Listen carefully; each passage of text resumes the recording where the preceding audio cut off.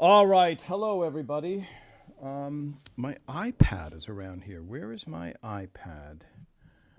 Welcome, ELR 360 Live. Tom Caltabiano here on a Sunday, talking about all things Everose Raymond. Let's see. The iPad, I think I brought it in. It's in its initial case. We'll see. I may, but then my phone also. Yes, my phone. Let's do that. That might be not. Okay, there we go. Yes, so many things, everybody. So many things. Welcome, Tom Caltabiano here, Everose Raymond, ELR 360 Live. Everything looking good, looking pretty good. We are going to talk about all things in the world of Everose Raymond. I just have to hit that now. There we go. Now we're live on Instagram as well. What is the... I had a T box. Yes, there's the T box. Okay. Hi, Karen. Hello, everyone. Hi, Michael. Hi. Today we're going to talk about, I'm going to talk about runtime because I found that phenomenal moment from that script, and that was missing from the script. And I would bet, we're going to say hi to a lot of people, but I would bet that it never did appear. Oh, I know I can put this up there. That's Instagram. Then I can see Instagram Live. Yeah, past my camera. Look at all that. Hi, everybody. Hello, Canada. Hi, Maggie Casey. Hello, Philadelphia. Yeah, if you're a Phillies fan, then the Mets and the Chicago people don't like it. Hi, Kate. Hello from New Jersey. Kate, where are you in New Jersey? I appreciate the hello. New Jersey. Wow, a couple people from New Jersey. Great. Jacksonville, Florida. Yes. Hello, Lee, down under. Now, was Phil there? Did Phil do a show from there? Has that aired? I think so. I think that has aired. Hello, Lee, down under. I look forward to going there someday. The dream would be to have everybody, all the writers go down, and the whole, Patty Heaton and Philip and Raymond and everybody go down. Okay. Oh, now I'm looking. This is awesome. This is awesome. So this is my Instagram that I'm looking at. Someday I will show you guys. Okay, I got to type in that, and then that comes up, and then that, and then that. Okay, there we go. Okay, now we have everything we could possibly need. Hello, let me scroll down. Catching up. Tom Caltabiano here, everybody. Writer on Everose Raymond, and also informal photographer, which reminds me that the Paley Center, September 7th, is the official last day of the Paley Center. Paley Media, is it the Paley Center for Media? The Paley Media Center? Something like that, in Midtown Manhattan. Everybody who listens to Everybody Loves Raymond 360, ELR 360 Live, my fans all get to go in for free. I posted a thing, so that saves you money. I know some of you are independently wealthy, and you just throw money out your car window because it is clogging up your life. But some of us are looking forward to saving money, and you can do that. All right. Hello. Let's see all these hellos. Let's catch up on all these hellos. Hello, South Carolina. Hi, Karen Jack. Aloha, Bobby from, we know where you're from when you write aloha. Hi, Ellen. It's okay. You are forgiven for being late. It was announced September 14th, the last day on their site. It was announced September 14th, the last day on their site. Yes, the Paley Center for Media. I don't know what that means exactly. Hi, Karen J. Boy, is that a Polish? I don't want to insult you. I don't want to mispronounce the name. Here, I'm going to bring it up for everybody. There we go. How would you pronounce that name? By the way, when I was in Poland doing a TV show called Rules of Engagement, I did learn a few Polish words, but Żywiec is a beer that I know, and cześć is hello, etc. Hello, all these people from New Jersey. You have to tell me your town in New Jersey. Hello, Monmouth. Hello, everybody. Janowick. Okay, see, Karen, you would never say that. An American person would never get that pronunciation correct. I'm not saying we would never say your name, but now I know it forever. Just like William Emmerich is a hard CH. Susan, hello. Suzanne, you in Cleveland. What was running through my head is Patricia Heaton and Steve Scrovan, writer, are both from Cleveland, and so they bonded over that. And I was debating whether to tell this funny story, but it's too long to tell. This story right now at this point because we're just greeting everybody. Hello, Ellen. Yes, it looks like there is a potential that the Paley Museum, I'm going to tell you the Paley Museum 100% closes on September 7th. I'm hoping to do a special event there before September 7th of maybe describing the exhibit and all that we put into that exhibit and all, giving light to the behind the scenes portions of that. The Long Island is still a mystery, but I do believe there is a very good potential that the exhibit ends up going to the Long Island Museum of Music and Entertainment in Stony Brook, Long Island. Okay, so as we have learned, painfully so, until you watch something on the air or until you walk into that exhibit, you do not know if it's going to happen for sure. So, but I will keep you posted. And again, people who are like, hey, I'm in Iowa. Do you think it'll travel to Iowa? I don't know. It costs money. The big thing is everything costs money, and you have to get somebody to sponsor you or do something of the sort. Generally, for example, the Paley Center is a nonprofit, and they don't pay. The Paley Center doesn't pay us. We pay not even them. They host it, but then you have to pay somebody else to put it up. So if you wanted to be in the library in Sheboygan, we would have to figure that out. So the Long Island Museum, I'd say, is very, very confident that it's going to happen. When does it happen? Hopefully not too long, because if it breaks down September 7th from Paley, which it will be a different exhibit. It will contain a lot of the same elements if it moves. And just like there's a chance that it goes to the Comedy Center in Jamestown, New York, which I believe is where Lucille Ball was born. So there you go. Okay, let me catch up. How many people? See, I love it when people jump in, but sometimes I'm late to the conversation and people have answered the question. Hello, Stanford. Yes, Michigan. Norfolk, Virginia. See, there's a town. Woodbridge. Hello, Woodbridge. Yes. Hi, Tom from Sherry in Bakersfield. Love the show. Thank you for taking the time to do it. Hi, Sherry. Thank you for taking the time to watch. Hello, Joe Manganielli. But wait, do we pronounce? I forget already. Pam, informal? Don't think so. I don't know what that means, Pam. My old friend Pam in New Jersey. Informal. My comfort zone just found out where the real ELR houses are. Do you know who owns them? No, I do not know who owns them. And when that footage was shot was 1995 or 96. They are out in Merrick, Long Island, even though the Barones lived in Lynbrook, New York. But the actual exteriors, and I've driven by them, and you can see them. They're right across the street from each other.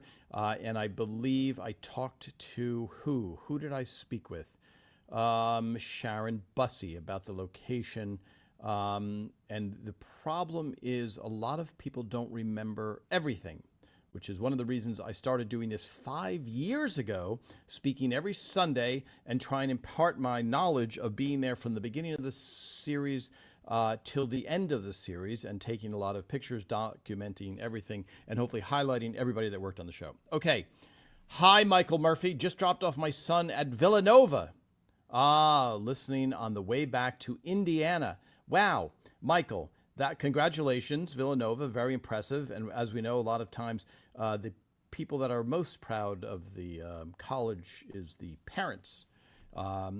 Congratulations, and that is a long ride. You're driving from Villanova back to Indiana. Okay, so you're going to be able to listen to all 5 years of all of these things. Okay, so here we go. Cleveland, yes, going.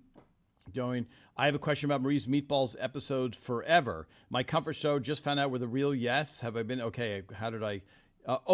And I do recommend it for those of you that are new.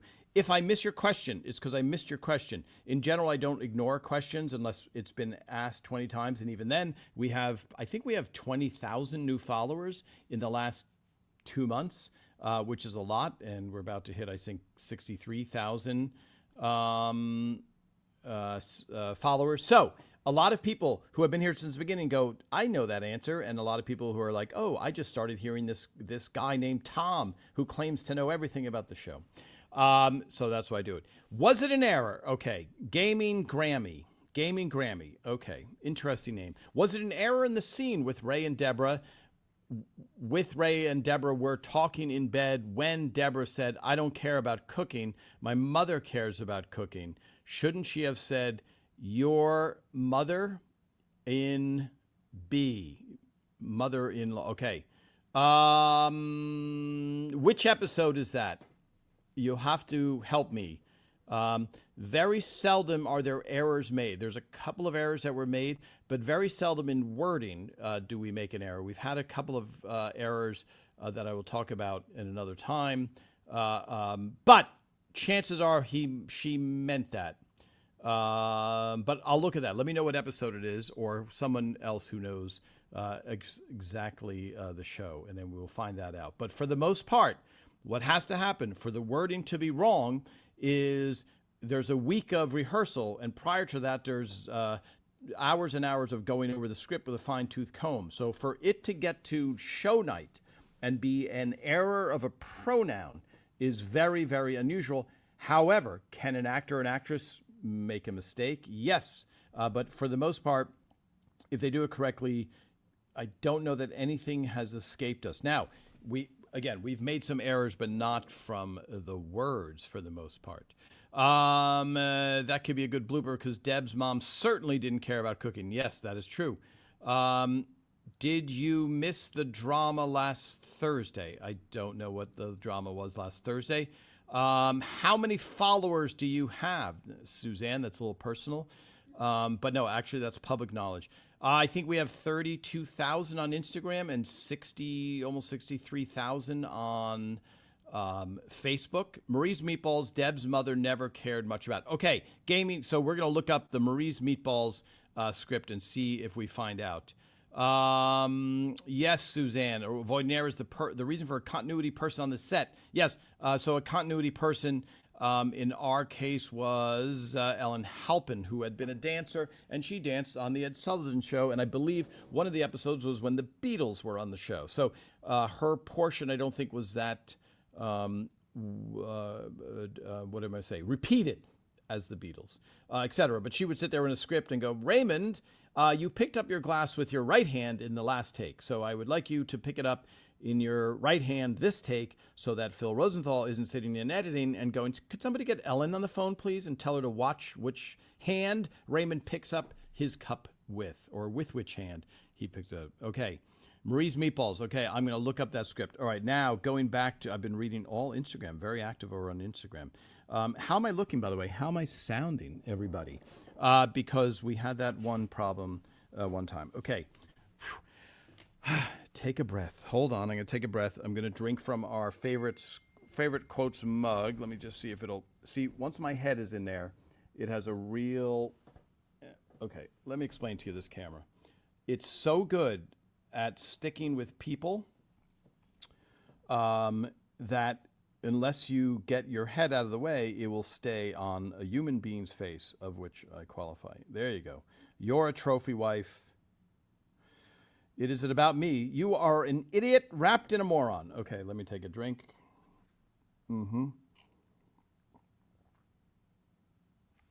Favorite quotes mug available on our shop.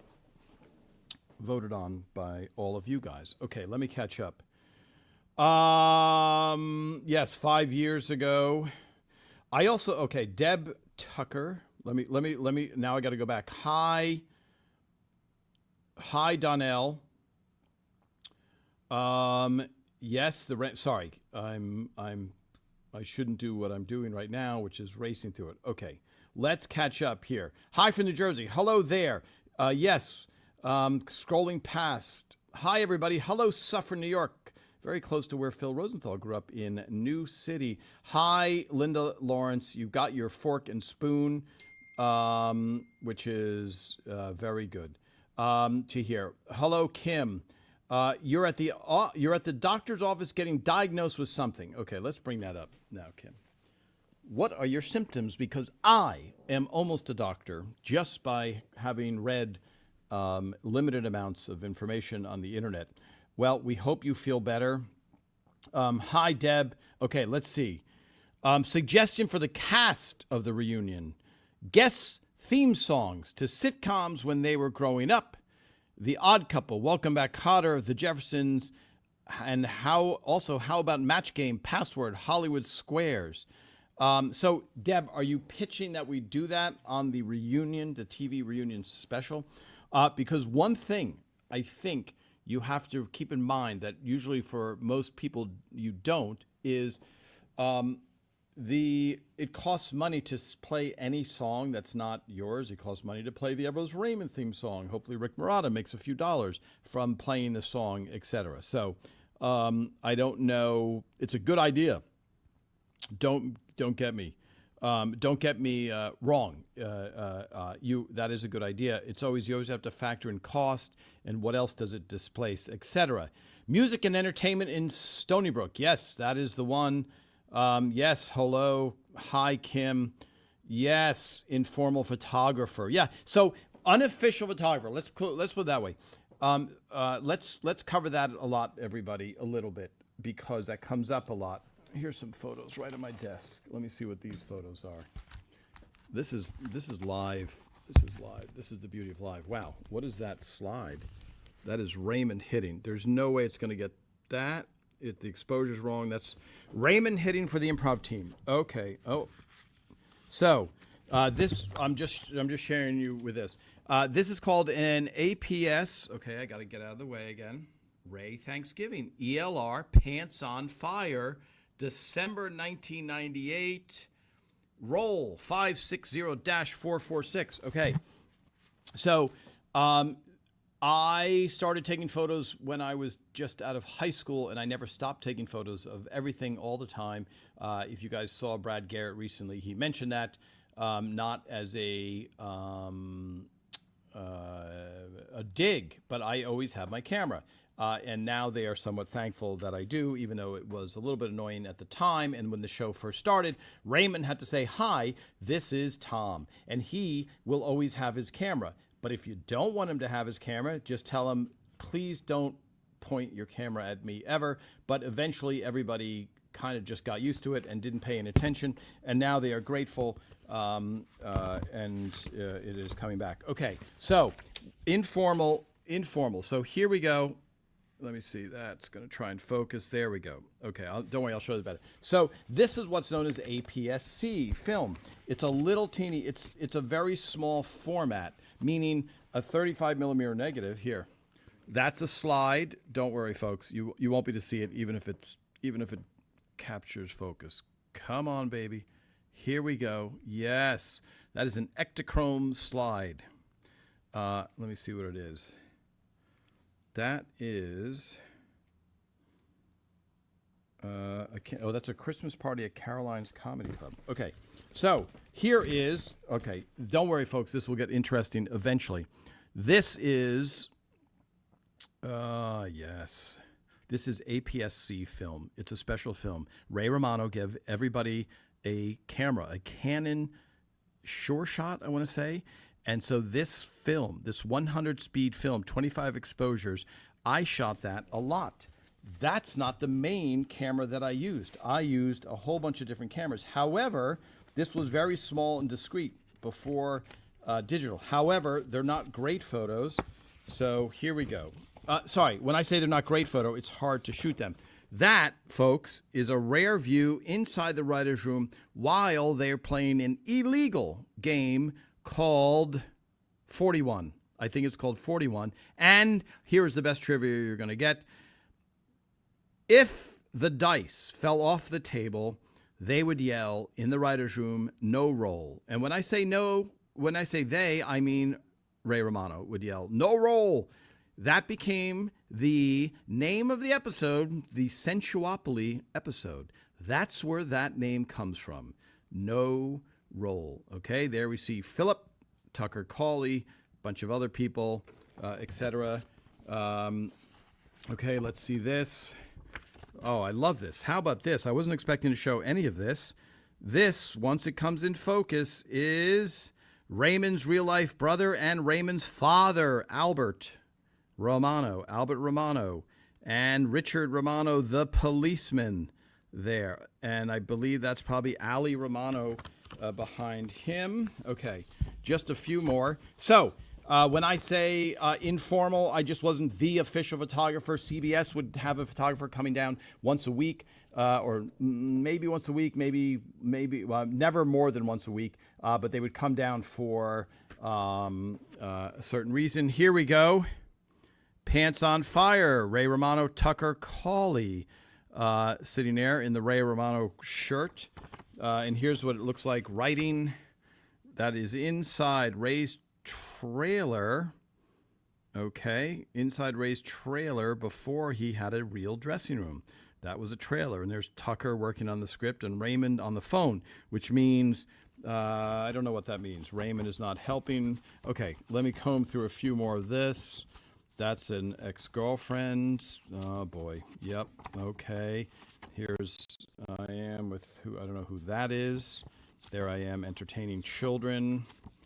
There is a few people out here. Suzanne, I believe that's Susan Van Allen. And I don't know who wrote Marie's Meatballs. Did Susan Van Allen write Marie's Meatballs? Somebody look that up who's more in front of a computer than me.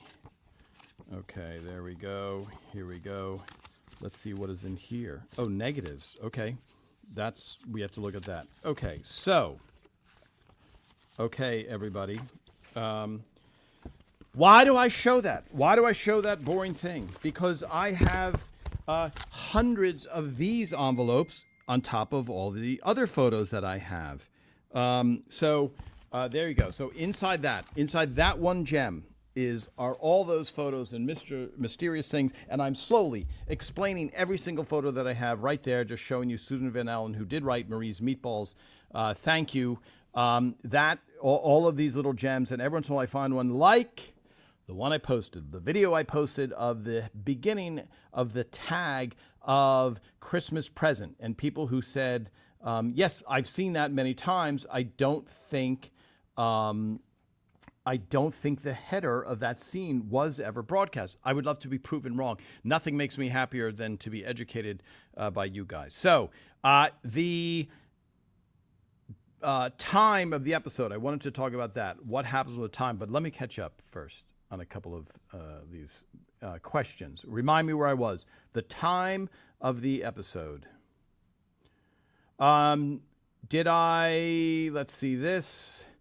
Okay, let me scroll back so I can catch up. Hello, everybody. Yes, Marie's Meatballs. Okay, we will look that up. I will look up that original script. I have every single script at my fingertips. My 94-year-old dad has the quotes tea and mug. He says the best line is Habanada. Okay. Yes, congratulations to your father. Your 94-year-old father. He has the quotes tea and the mug, the T-shirt, by the way. Yes, that reminds me. This is available on a T-shirt, which seems to be very popular. Here we go. Let me see. Can I find Habanada? Let's see. Is it there? Is it there? Let me see this. Let me see this. Let me see this. Where did it go? I don't see it. You guys, there it is. Okay. There it is. So you can get that on a T-shirt or on the mug. All right, I'm going to take a sip. Hi, Leo. Okay, let me catch up. Tom, suggestions for upcoming reunion, and if they can answer any questions from us fans. Yes, they can't do it live, I'm sure. So yes, the latest on that is we're waiting to hear the latest on that from the powers that be. So it was this close, and they were building the sets, and then they said, hey, they have to work out some rights issues, which tells me that some lawyers are working out some details, and that can take a while. So, yes, Leo, as long as you are nice to me, I will relay your question to the powers that be. So there you go. So that is your short answer. Yeah. Hi, Andrea. Will the reunion special? So just so you know, I can bring Facebook photo. I can bring Facebook comments up like this, and like this. Let me scroll way down, and like this. I cannot do that with my Instagram photos. With my Instagram comments, rather. Will the reunion special feature fan favorite episodes? Yes. I'm sure you, Ray, Phil, etc., know which ones are fan favorites. Yes, and I know which ones are not the fan favorites to avoid them. Hi, Joe. Tom, for your first script, did you have to submit a spec script, or were you able to pitch directly to Phil? Thanks. Okay, so to clarify for everybody, for people that want to be a writer at some point, a spec script is when you write a script for a known television series to show people you can write. So if Frasier's on the air, you go, I'm going to make up a story using all of the characters from Frasier, and I'm going to write a script, and then people in the know are going to go, oh, I know the characters, and I know that you have captured the essence of those characters, and this is a good story. So that's a spec script that you use to get a job. So I came in as Ray's guy, the guy that did stand up with Ray, and Ray wanted someone who had his voice in his head. So that's how I was in the writer's room. And the first script that I wrote was also the first script that TV's Ray Romano wrote. Okay, so Ray and I wrote the season 1 finale, Why Are We Here?, where we find out how the real estate became under the ownership of Raymond and Deborah Barone. So that was my first script. And then my first script alone was the checkbook episode, which was based on Raymond's real life. Have the writers cast actually tasted some of the Barone's family recipes from the show? Hi, Jasmine Day. Okay, that's a really big, long subject. Yes. So, okay. This creates a lot of confusion, and it's and understandably so. So the food on the series was sourced, means gotten, by Rhonda Robinson and Don. So that's what I'm hesitating, because the props department, here's why it's confusing. There's the craft services department, which feeds the cast and crew when they're not filming. The props department is responsible for all of the food that you see the cast eating on camera. So Marie's meatballs, her braciole, that is all sourced by Rhonda from different places. Whatever it takes to get that food, that's what Rhonda's responsibility is. So very, very seldom, other than the Marie's chocolate cake, would we taste anything that the cast was tasting for the show. Because in general, you're filming, they need extra pieces, because as you know, you have to eat every take, so they can't, that's where you might find a blooper where you're like, wait a minute, there was more cake in the second scene than the first scene, something like that. So very seldom would we taste what the cast was eating. We would taste the cake because Rhonda had to buy a bunch of cakes. And again, we've tracked down the woman. The bakery is closed. It's called Rhonda's Cake informally. I'm going to say it might be the best chocolate cake I've ever eaten in my life by a mile. And you felt bad when it came out, because when it came out, meaning it was placed on the craft service area, because you knew you weren't going to see it that often. So the healthy portion of your brain had to be shut down, and the gluttonous portion had to open up and say, go ahead, go for it. And that's what we usually did. So yes, so I hope that gives you an answer of why the cast, the crew didn't eat for the most part what the cast was eating. So, and also it's a serious business. They're not, they really have to be on top of it. So if all of a sudden they need 10 brand new chocolate cakes, then they need 10 and they can't go. Tom, we noticed that there's some teeth marks in the cake that match you. and your mouth. And so we'd like to talk to you after the show. So that would be bad. So the only way would be you're done with that scene. Rhonda knows they're not going to need to pick up, which means, hey, we just found out something, has to go back and fill that scene. Then she would put the extra chocolate cakes out on the table, which is called craft services, where we would all go and eat as much as we want. Okay. Yes, Gaming Grammy, thank you for looking up Marie's Meatballs. Bugs me every time I watch the episode. You are filled with an anger over years and years of trying to find out the answer, if that was a mistake. How did Amy get the part? Amy slept with the executive producer. So the way Amy got the part, Monica Horan, is she was an actress at Hofstra. Phil saw her back then. Phil married her. Then she was an actress. And then we had an episode called Who's Handsome? And Steve Scrovan said, hey, you know, your wife would be really good at this part. And Phil said, how about we not use my wife because I already see her at home all the time.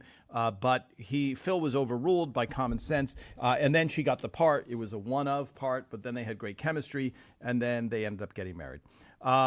So, yes, Gaming Grammy, not anger, just curious. Okay. I am nearly a professional comedy person. So when I say that, Gaming Gray, I don't want you to get defensive. It's funnier if I say that you are filled with an angry rage until you get the answer than if I say in general, you're curious to know the answer. Okay. I love it. I love it because I will find out the mystery as well. Wow. See, I'm not going to have time to just pontificate as I have to answer all of these questions on the air. By the way, I know there's the Office ladies talk a lot about the show.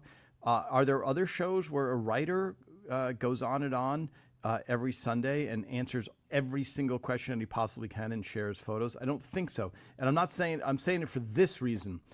When you're a writer, you know the genesis of every single story in the show. So you know every single story, how it started, what we were talking about, how it went away, how all of this stuff, why these lines were cut potentially, etc. There is no human being on any show that knows everything about every episode.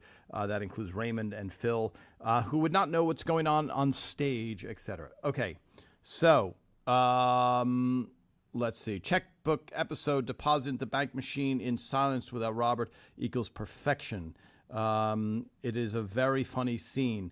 Actually, I have some video of us watching the scene backstage at Paley. I should post that up. Monica is such a good actress, comedian, and dancer. Yes, I think she might have been a dance minor or something in college. Okay, let's go over to Facebook now. Here we go. I feel like Jerry Lewis telethon as we check in with the Topord. Deb. Hi, Deb. Okay, let me go way back. More.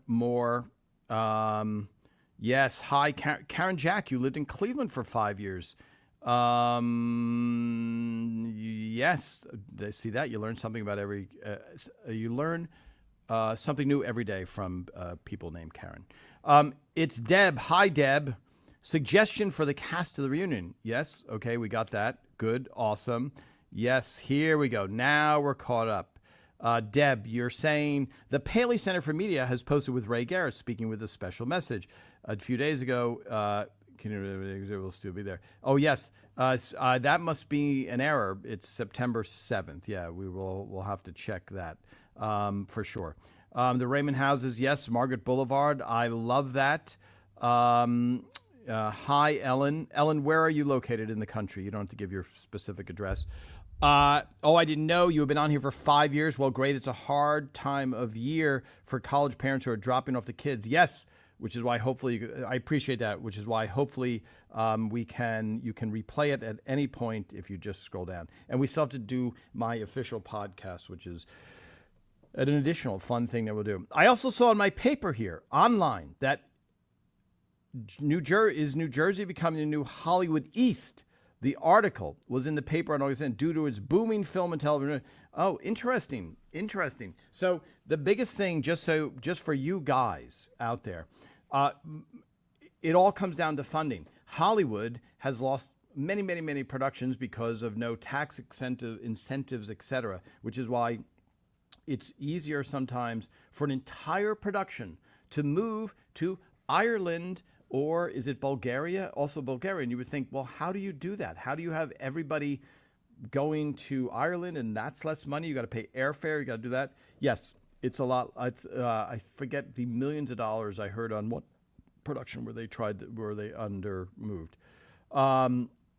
Hi, Linda. I understand the question of an error in that scene, but I doubt it was. At the time of that episode, the show had not established that Deborah's mom didn't care about cooking, so it did make sense and was likely not an error. That is for the defense. Linda, for the defense of the script. Very interesting. Very interesting.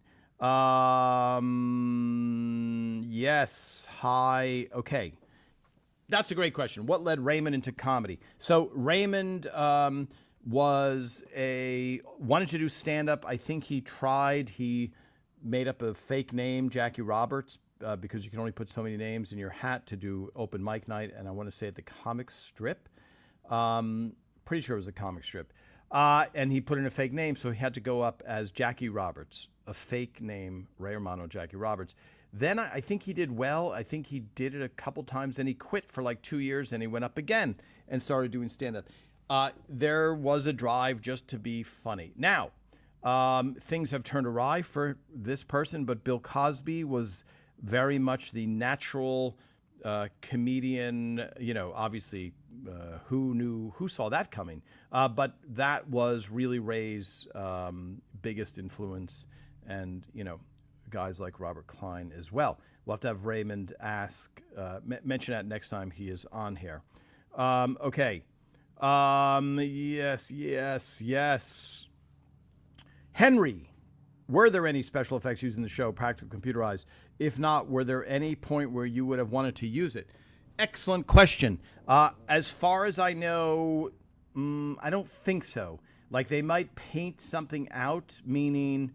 and I don't know that this would ever happen, but in those days, like if you're like, oh, we can't show that label or something, then maybe, but really nothing. What could we have done with special effects? People have asked about Brad Garrett running from the bull.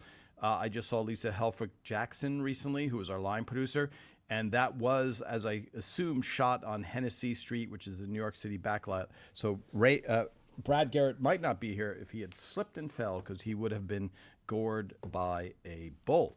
Okay. Ellen, you look and sound great. Thank you, Ellen.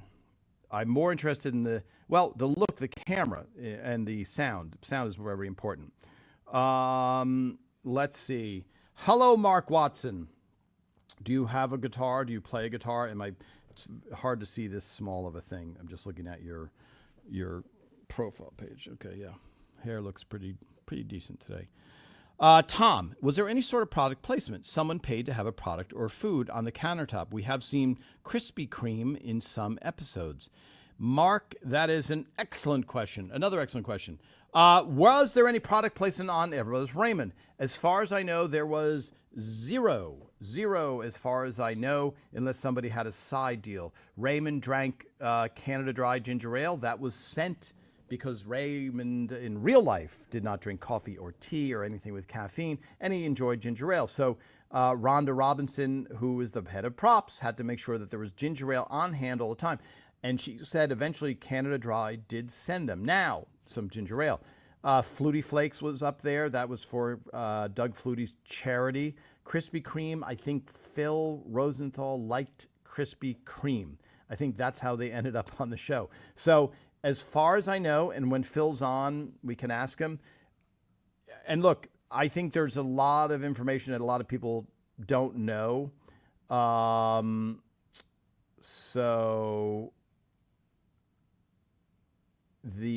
I'm reading another comment there. A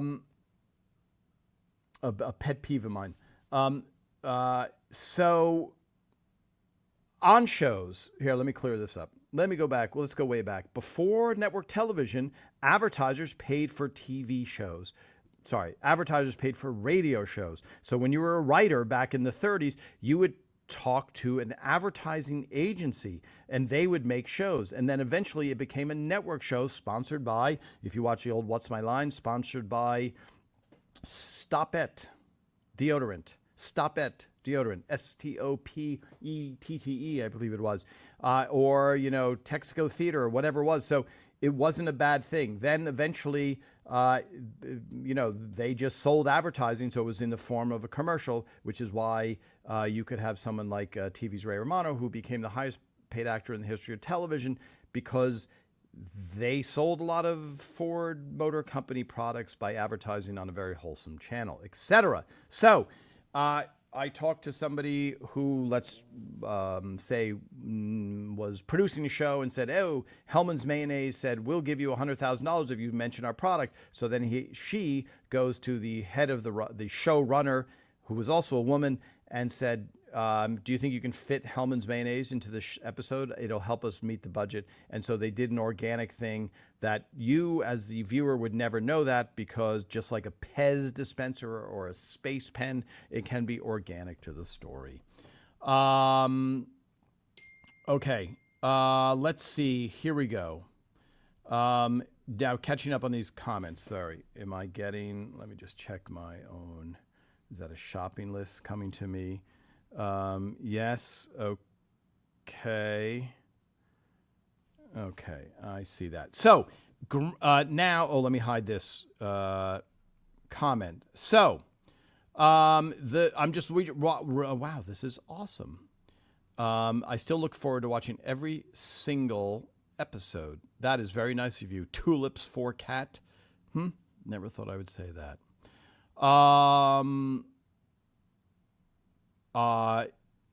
Sorry. What you see me is editing as I read, just so I don't read anything that's untoward.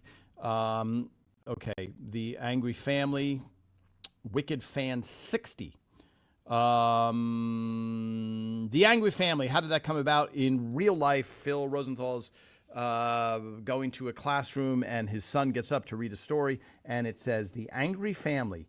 And so he was mortified. He brought that in and then said, "Hey, this is a good thing that happened to me," which is a terrible thing that happened to me, which, as we have already said, the worse our lives are while the show is on the air, the better the entertainment is for you guys. So that's how it came about. And I just posted, I found in my footage, Raymond introducing Phil's son, Ben, and saying he's responsible for the Angry Family.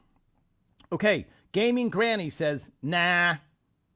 Was already established that Marie was a great cook, already a known character trait too." I think what the person might have been saying is that we didn't establish yet that that Deborah's mother was not a good cook or not a cook. I think that's what they were saying. So maybe you're pouncing on a wrong piece of information. I don't know. So there we go. Yeah, that's awesome. All right. Let's go back to here. This is the most questions we've ever had. Hi, Donnell. I just watched a scene of Marie's Meatball, and she does say, "My mother cares about cooking." However, this is in season 2, so it is possible that in the writer's defense, her mother's character hadn't been that developed yet. Yeah, that makes sense, Donnell. Season 1, they were on the in-laws. They met them. In season 2 is Marie's Meatballs. Is that right? Is that what you said? That makes sense. Yeah. So, yeah, we don't know what Lois's trait is, that she's a hoity-toity, etc. person. So thank you for doing that research so quickly, Donnell. Always to the answer. Let's see this. Let's scroll down here. I love this. Yeah, well, let me see. Free team. They war. Oh, that reminds me. Yes, that's a great question. Hi, Carol. Tom. Even though I'm bringing it up on screen, which gives me power to put your questions on screen. Tom, was it or is it standard practice for shows to have multiples of the same outfit for each actor and to take pictures of each scene to remember what they wore for each scene? So, yes. I mean, that's what the wardrobe photos are of. So, yes, I will tell you this. Recently, I worked on I was helping out on a pilot, and somebody spilled water on their shirt. And it was the only shirt they had because it was not a CBS network pilot, a big network pilot. So yes, you must have multiples of anything. So does Ray have 10 pairs of the identical jeans? Yes. If he spilled water on one of the jeans, and you might not notice that it's close, but if anything is very, very important, like I don't know, for example, if the Patricia Heaton P. and A outfit, which is on loan from the Hermosa Beach Comedy Magic Club to the Paley Center for Media, I don't know if there were two of those. I only saw one, which they offered to me, and I gifted it to the Hermosa Beach Comedy Magic Club. So for the most part, for that reason, that's why they did it, to match and to make sure that the show stopped. Because you have to remember, on show night, you have a lot of people there. And if you have to stop because you go, hey, we don't have an extra shirt, we have to blow dry it dry because that would be a terrible disaster, because the extra shirt might cost $100 and you might lose $20,000 just by delaying the production. So I hope that makes sense. That's a great question. All these great questions. Too many questions. Yes. Hi, Kathy Pine. You always had a camera as well through all of your things. That is very good. That is very, very, very good to have. Look, if you don't, what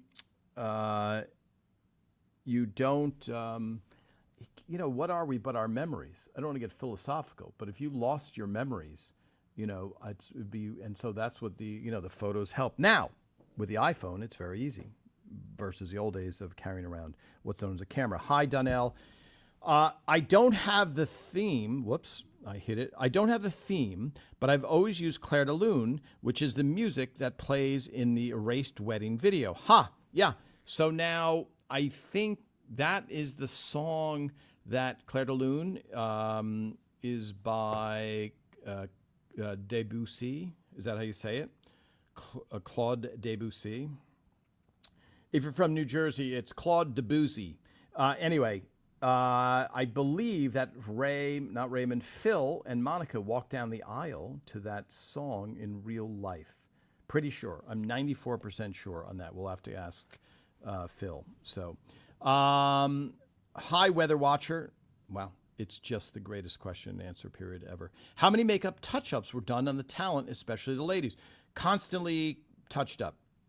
You're under hot lights, you're moving around, etc. Wardrobe, you would hear this. Cut.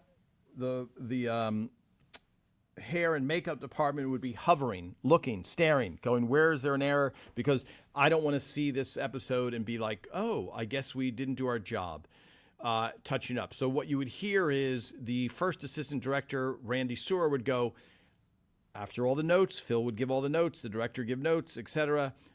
You would hear from the first assistant director, Randy Sewer, last looks, everybody, last looks, which meant, hey, everybody, run in, see if you need to fix Marie's hair, Patty's hair, etc., and then run out because we're about ready to shoot. So that's they were there all the time, just feet away from everything else. Okay, so let's see. Yes, hi, Alfred DeVico. What about the episode Raymond taped over the wedding? Yes, that happened in real life. Aaron Shore erased his wedding video with an episode of Everybody Loves Raymond, and Phil said, I must hire this guy. Let me see. Do you have a picture of you in the same Raymond outfit from Pants on Fire? Yes. Did I mention that? I think so. Okay. So what Donnell is referring to, and it shocked me, but on Pants on Fire, Ray has to shoot a bottle cap that goes into a vent, and Marie hears it years and years later. That's where Ray is lying, and we go flashback to a party. So in real life, Ray was having trouble, so they said, Tom, put on this shirt and shoot that bottle cap into the vent. So I put on the shirt and I did it. And then I was watching the episode recently and I almost fell out of my chair because the aspect ratio, meaning once we went to high def, it became 16:9. And so all of a sudden, I'm watching and going, oh, you're going to see my hand for a second. But you didn't see my hand. You see me, Tom, sitting there on screen wearing that same outfit. So I was like, oh my God, like you see me fully. It's a different human being than Raymond. So they like cut back and then all of a sudden you see me in the frame and then I shoot the bottle cap and then you cut back to it going slow motion, I think, into the vent, which they shot separately. So I don't know. I don't know, Donnell. That's a really good question. Is there a photo of me wearing that funky blue shirt that I just showed there with Tucker Cawley and Raymond? All right. I did want to talk about time and stuff, but we have still so much to cover. Where's my tea? What is this? Oh boy, see that? Do you see that guy, everybody? Let's see. Phil is on tour. Let me check the tour dates. He might be, Phil. Okay. Oh, that's pretty tasty. This is, have I drank this before? I don't think so. So this is an Icelandic, is it Icelandic tea? This is Icelandic tea. I would try and pronounce Eljala tea. Okay, it's a completely different letter alphabet. That is the tea from, yes, Iceland. It's a very light tea. Ingredients: tea, birch leaves, crowberries, floor sweepings, orange zest, and rose pepper. Okay, I added floor sweepings in there. Let's see. Let's scroll back. Hi, Deb Tucker. Great questions as always. Hi, everybody. Okay, who decides on the title of the episodes after the writers finish their storylines? Or do the writers themselves have the title already when they present it to Phil? No. First of all, it's a team effort, so the title is almost the last thing that you care about. And Phil, in the writer's room, you would write it. So I wrote the episode Checkbook, and it seemed obvious. Checkbook, you would know what it is. Because there's a couple of episodes that I don't know what they are because they say thank you. So it's thanks, no thanks, thank you notes. And you're like, I don't know what that episode is. So Checkbook is an easy one.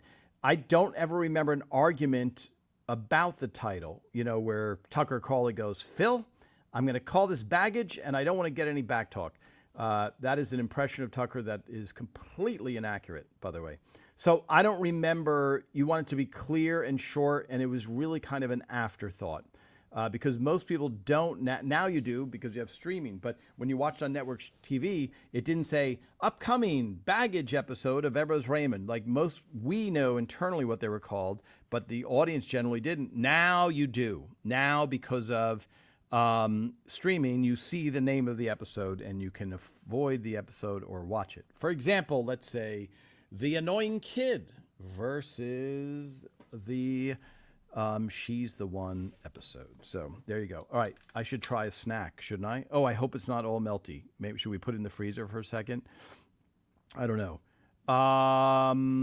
Let's see. Okay. Hi, Carol. You used Advantix film, also great wide angle for Dog Sports. Annie Marie Meatballs recipe. Yes, Ellen, this is an interesting thing we have to do. Thank you, Ellen, for line 3 on the mug. Wow. Backdrop we were discussing last week. Don't make it too busy. Do the Italy scene from the show, if possible. Rome, Sorrento, Florence, Venice, Milan, Naples, like a mural. That's a very good idea. I don't know. We might make it a little bit cozier. I don't know if we're going to use it. We might use what's known as practical. Practical means an actual room, etc. But that is a very good suggestion. But it just might not be a backdrop. I would love to just fly to Venice and do it out of Venice. Would be good. Hi, Kathleen. Izo Hain. You love the reruns. Rewatch here. I'm going to bring that up. That's a comment. Let me see.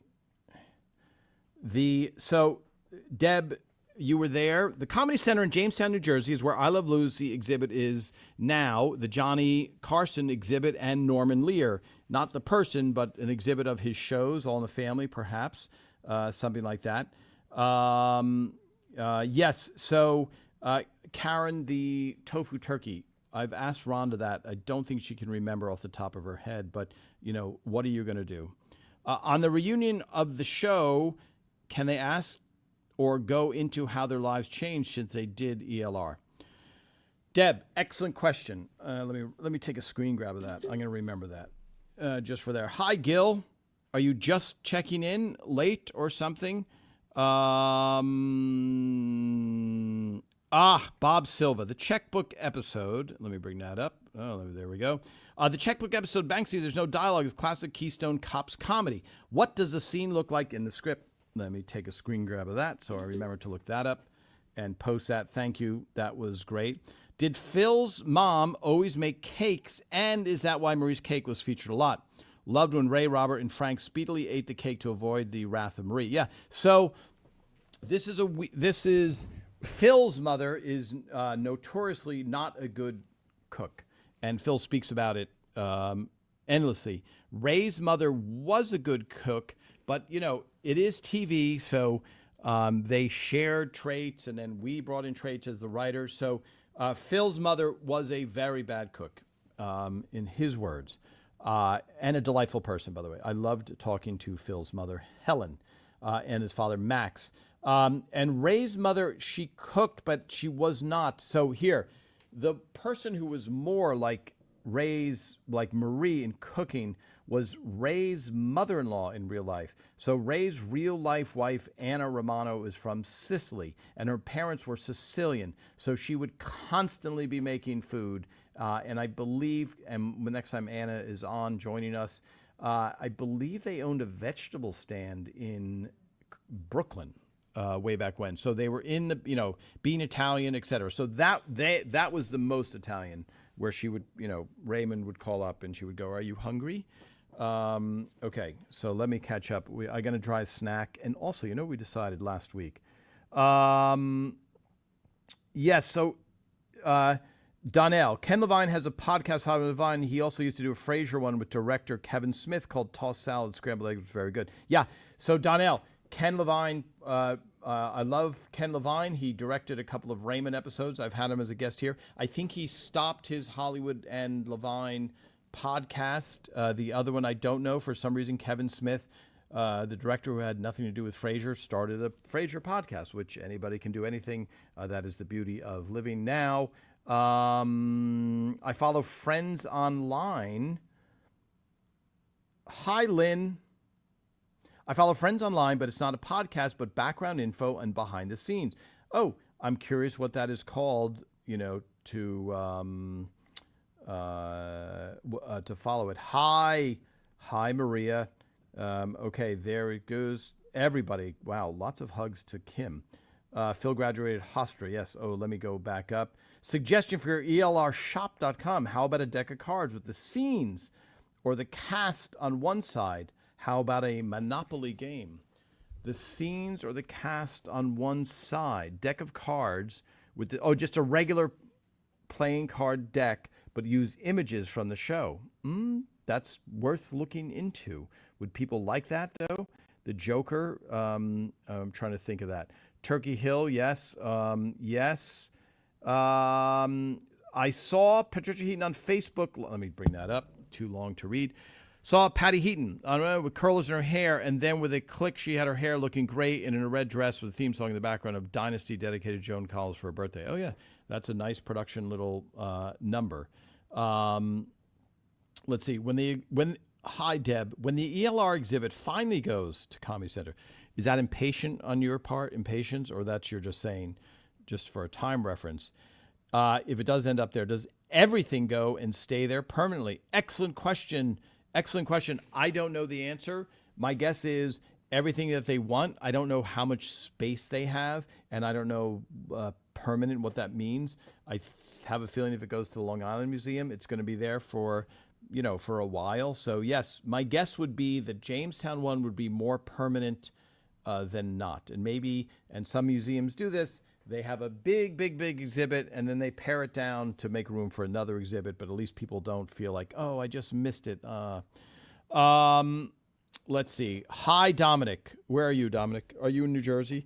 Tom, and I'm sure I speak for others, I look forward to seeing your posts and stories on Facebook each and every day, and the behind-the-scenes information is fascinating. Thank you, Dominic. That is very nice of you. Yes, sometimes you post stuff and you don't know if anybody is out there. Did Ray use his golf clubs in scenes, or were they props? Those were props for the most part, Bob. Excellent question, because Raymond is a big golfer, as we know. Okay, look at the time already. Come on, folks. This is called way too much enthusiasm to fit into 1 hour. Kathy and Tom, I take pictures of everything. Yes, food. Yes, Facebook food. You know, a psychiatrist once explained to me, he said, Tom, no, you're not crazy, but no. He said to me, usually you take pictures of things that you love, which is oftentimes you see in a family when the father starts taking less photos or the mother doesn't, you want to capture stuff. It speaks to your relationship if you're not taking photos of what you're doing. Now, I'm going to say that in knowing that some people just don't take photos. I have a ton of friends. Let's call one of my friends' name rhymes with Faye Fafano. You can figure it out. But he does not take pictures. Even when I go, hey, Raymond, I can't be there. Can you take pictures? Yeah, okay, yeah, sure. 2 days later, did you take those pictures? No, I forgot. Okay, so, but that doesn't mean he's not enthusiastic about stuff. It's just not on his radar to take the photos. So there you go. When you were very nice to mention my TCM cruise, Turner Classic Movies cruise, and said then said some may be cranky. Yes, Richard Dreyfuss was obnoxious and Chase was annoying. It will be another podcast to go into that. Okay. Those are your words, and I believe them. And that is kind of a known thing. I'm shocked that Richard Dreyfuss was on a cruise. I'm shocked that Chevy Chase was on a cruise. Deb Tucker, how big was the Comedy Center? Do you think it could fit a large portion? Okay, let's see. Pat. Okay, I'm going to break out a cookie. Yes, Phil was always hungry because of that. Hi, Deb. I plan on going back when ELR goes there. Hopefully it's great. They just added Johnny Carson, Norman's their exhibit, but tours are run from my area in Phillipsburg in the Lehigh Valley. Yeah, that's got to be a little bit of is that a 5-hour bus ride up to Jamestown? Okay, let's see. Let me scroll down. Let me catch up. Yes, Comedy Center is huge. Okay, that is very good. Yes, Henry, are there any plans for a watch party? You may or may not have done one in the past. So a watch party. So we did a couple live ones, one with Ray, one with Phil. I've been busy with a lot of other things, but a watch where one of our people, Donnell maybe, suggested when the TV reunion special airs, which hopefully it does soon after they film it. It would be cool to have a live watch party going on where we can do a running commentary. And if CBS is on top of it, they would do that anyway to promote the show, something like that. Frank Santapadre has a new podcast for all the ages. Yes, Frank, a very nice and funny gentleman. I've been to all the places in Italy on the Perillo tours in 2007. I especially loved Anna Capril in Sorrento. My husband is 100% Sicilian. His last name is Graziano before he was adopted from his stepdad, being Frank. So where, Deb, do you know where in Sicily your husband's from? All right. We're going to go down, see in terms for something like that, how many takes would it take? And what time frames is it getting wet multiple times? Okay, Dominic, last question before I taste this. Hold on, let me see. Do I have any? Hope I have something in here. Okay, here we go. Oh, and I know, Deb, I think you wrote somebody, notified me that you wrote something about the canister and raffling them off. Don't worry, folks. This is impervious to dents, as we saw. So they made these copies. This one is owned by Rhonda. The one in the Paley exhibit is Roy Rosegarten. I think David Regal, who wrote the episode, I think he has one. And there might be a few more, or not. These might be the only ones in the world. I'd love to make a replica of it, but it's not like production. It's not like there's an office somewhere and there's 3 of these just sitting there and we could raffle them off. We'd have to convince David Regal, Roy Rosegarten, or Rhonda Robinson to give up their prized possession. Okay, let's see what we have here. All these might be, okay, here we go. All right, I do that, and then it focuses, then I pull back. Griffin's Jaffa Thins. Okay, I think these are from New Zealand. Is that possible? Let me see. Okay, here we go, folks. Never before seen. Nobody in New Jersey, I would bet my life, has ever seen these. Jaffa Thins, okay? For those of you new, this is Tom Caltabiano as a writer on There Was Raymond. Jeremy Stevens, in real life, challenged Phil Rosenthal and said, hey, you know, Hydrox is better than Oreos. And so Phil said, oh, that's a way for us not to write. Why don't we have a cookie tasting day? We didn't do a whole day, but we did a little bit. Okay, let me open this and not, here we go, ready? Okay, again, my impression of the person sitting behind you in the theater. Okay, all right, these are not, this is good. These are not covered in chocolate, although, all right, let me put that there. Here we go. I am going to get a little bit. Okay, let's check out the focus, folks. There it is, a Jaffa Thin, hand-flown from New Zealand. Okay, let me just see. I have to remember to get a manicure. I don't think I've ever gotten a manicure in my life. It's not a guys from Jersey thing. I guess maybe if you're mobbed up. Okay, so there it is. Hold on, I'm going to eat this now.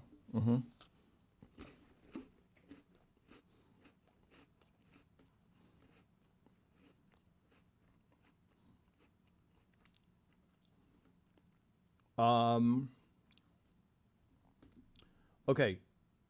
Again, super delicious. It's a hint of orange in the, it's not gooey. I was expecting a gooey inside, gooey in a good way. So this is more, the orange is in the cookie portion of it. Okay, let me just see. Let's see, I'm asking too much. There we go. That is called an inhuman type of bite. That is just not right, folks. And then it's a milk chocolate. Okay, so come on, try. Oh, it's going to slip out of my hand. By the way, that is a good ploy. When you eat somebody's cookie who's like, can I have some? You go, it was going to slip out of my hand, and then you put it in your mouth and say, you're lucky.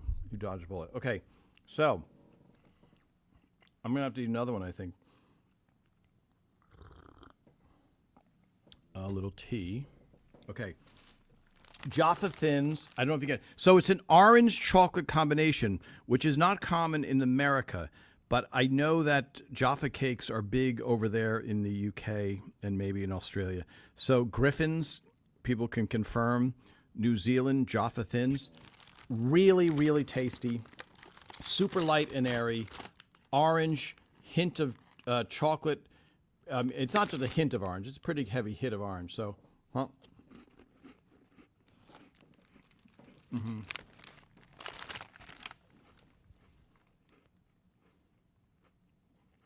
upside down. There you go. I don't know what information you can glean from the back of my wrapper. Let's just test the autofocus on this. Okay, right there.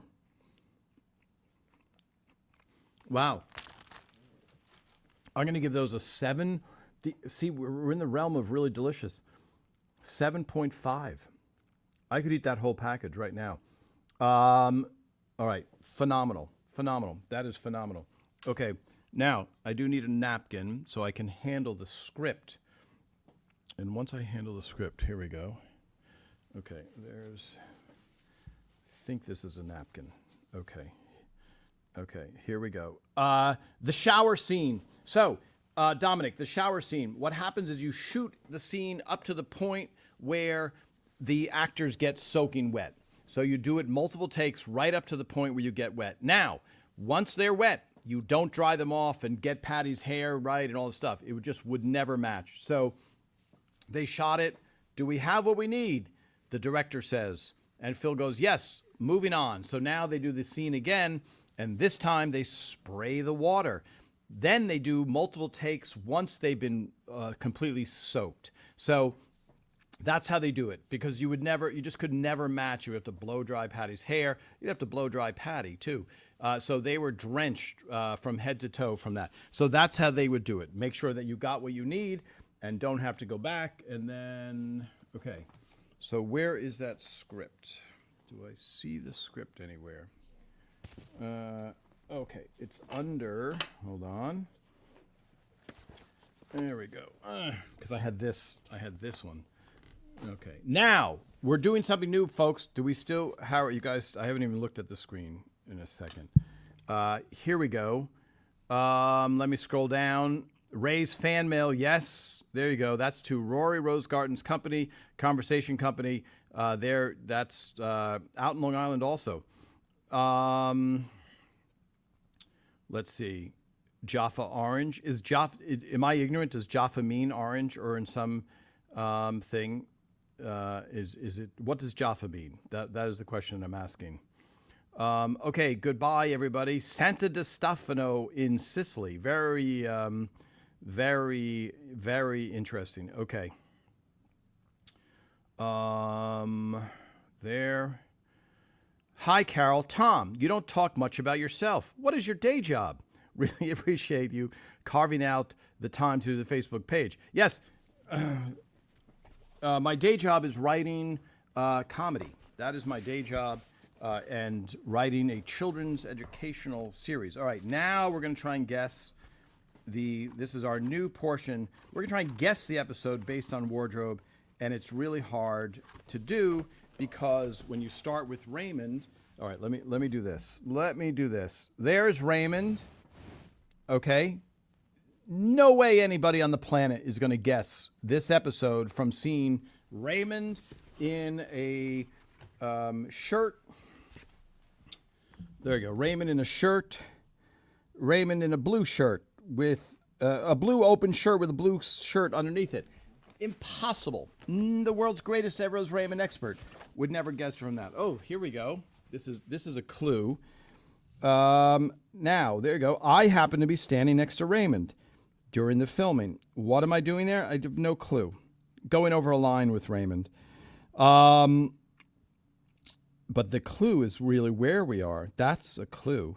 And that must be Phil. That looks like Phil standing next to me. And that's probably, I don't know, either that's a script supervisor, or that could be Elizabeth Herring. Okay, usually, because anybody, let's see, do we have any guesses on what this episode is? Thank you, Bob. Bob Silva, named after Jaffa oranges. Oh, there we go. Patty Heaton looking adorable. That's another clue. So Raymond always looks the same. Patty looks different in her episodes. Has anybody... yes, does anybody... Here we go.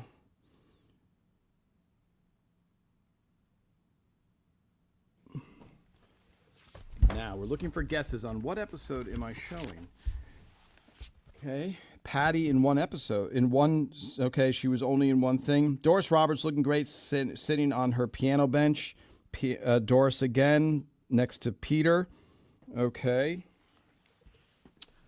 Was it when Ray was going to get a vasectomy? No. Robert's new apartment, you're saying. Interesting. Looking for the name of the episode, folks. Name of the episode. Doris Roberts. Now, that's not going to help you. How about Robert and Amy's 3-month anniversary dinner? It is not Robert and Amy's 3-month anniversary dinner. Ooh, we've stumped people so far. Okay. Frank in their kitchen. Okay. Good luck guessing it from that. I think your best bet was the Patricia Heaton photos. Frank there. Okay. See this. Hold on this. Do this. Yes. This. Here we go. Frank in Robert's apartment. Okay, guys.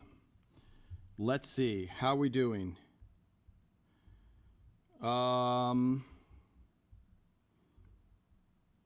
Yes, when it says diamond on the one Polaroid, it's just talking about a diamond and where it is. Here we go. Okay. I think someone has guessed it. There is Robert. There is Robert again. Right? Sorry about the reflection, everybody. Not the Humvac episode. Okay, this one will give it away. This one is going to seal it for anybody that was close. This is going to be affirmation. There we go.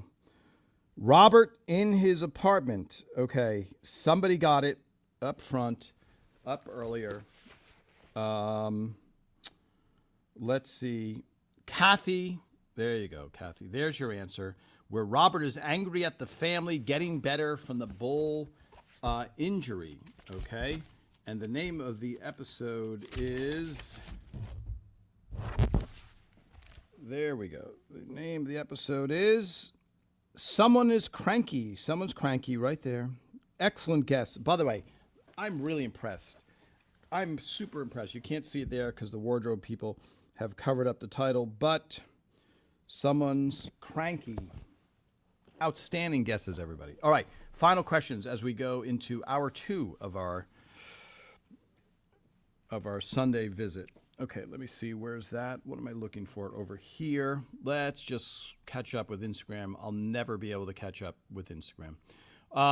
Yes, Someone's Cranky. Look at that. Nobody got this except for Kathy Pine. Very good. Suzanne Fortunato. That is when Ray drank in real life, no caffeine. He did drink coffee and tea, yes. Why is it always ginger ale throughout the show? Because Raymond liked ginger ale. Suzanne Fortunato, you're tough, serious at grading sound. Yeah, it's very serious. Life is so serious. So don't. I love lopsided cake. Deborah made hilarious for Someone's Cranky. Robert's birthday in his stinky apartment. Yes. I will let you know if I'm going back to the Paley Center. ELR exhibit is fantastic. We loved it. Drummer's wife joined. Hi, Drummer's wife. Okay. I like the show Talking Sopranos with Michael Imperioli and Steve Sharippa. ELR reference in there too. Adriana was watching the show in one episode. Yes, that was, they went through every single episode. And that's a great example of actors going through an episode. Here we go. Scroll. That's me scrolling. The silence you're hearing, we can cut that out in editing. But awesome. That's awesome, everybody. We tasted these. By the way, 7.5 is a very high ranking. This is really good. What is my highest? Have I ever given an 8? I don't think so, yeah. Okay. All right, final on Facebook. Someone's Cranky. Didn't get it. Is the AIS episode based on a real event? Yes, that was one of Aaron Shore's friends' father always said that. And Aaron Shore actually didn't realize it, but he modified it to make it AIS. So, all right. Cheers, everybody. We don't do that. There we go. Habanada. There you go. And wow, the last of that. Oh, Phil's dates. Yeah. So this will go to Phil's Facebook page, everybody, because Phil is on an epic tour. I think he was in Detroit a few days ago. So check it out. Great, great live show. You don't want to miss that. All right. Tom Caltabiano saying, have a good week. Please make sure, post as many questions as you can, as you want. And I try and answer them. These are fantastic. I will let you know the latest on visiting the Paley exhibit, before it closes September 7th. I'll let you know about any updates we have on the, TV reunion special. You guys will definitely know before anybody else, and you will, what do I want to say? You will have a chance to influence that show in some way, especially if you are nice to me and give me suggestions, which I can then hopefully bring to the producers. All right. Have a good week, everybody. Tom Caltabiano saying goodbye.